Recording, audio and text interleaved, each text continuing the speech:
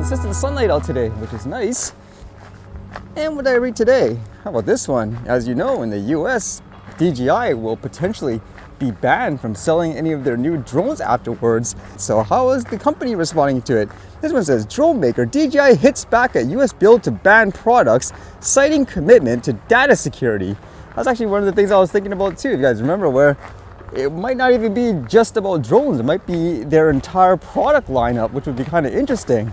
It says, Chinese drone maker DJI has blasted a bill that would ban sales of its products in the US as baseless allegations and a xenophobic fear, as it reiterated its commitment to user data security.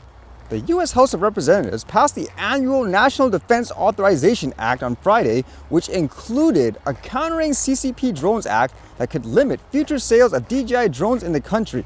The bill is advancing to the Senate for amendments and final approval before it goes to the desk of the US President Joe Biden, who would need to sign it into law.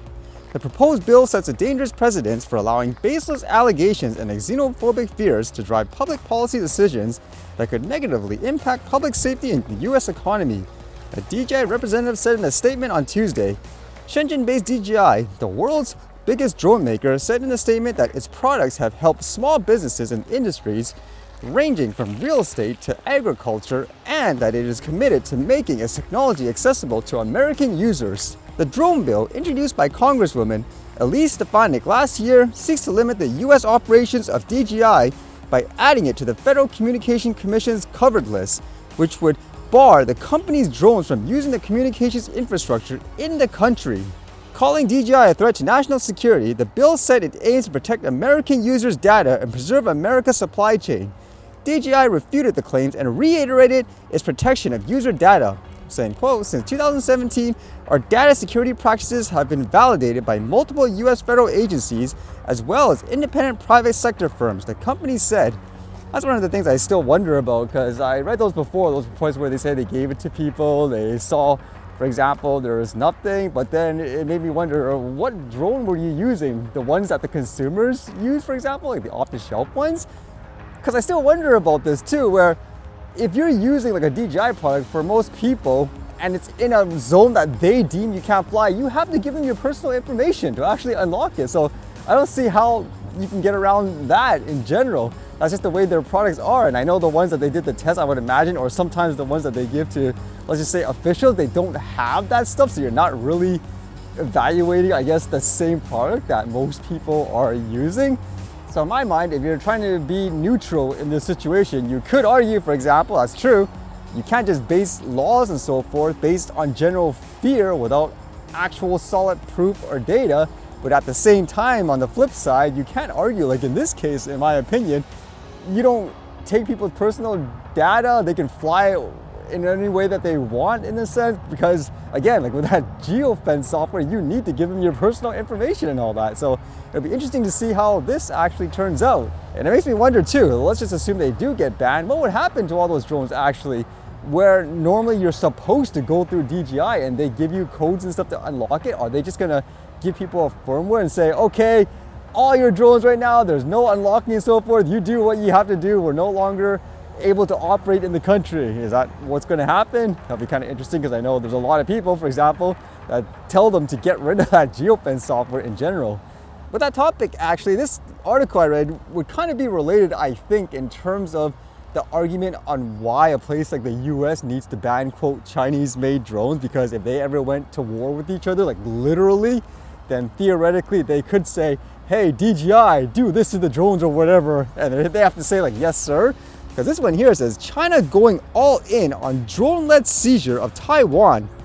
China is incorporating more advanced stealth drones, drone carriers, and novel unmanned underwater vehicles into its military mix, signaling a shift to a drone-focused naval strategy for a potential Taiwan conflict against the US.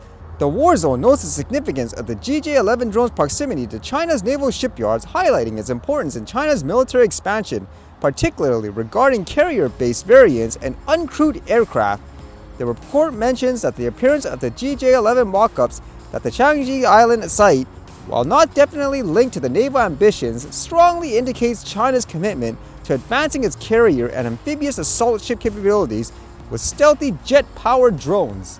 So even if you're not in Taiwan, for example, and let's just say this war actually commences, that'll be actually fascinating to see, just based on the previous thought of the US claiming this is kind of a reason why they want to ban it.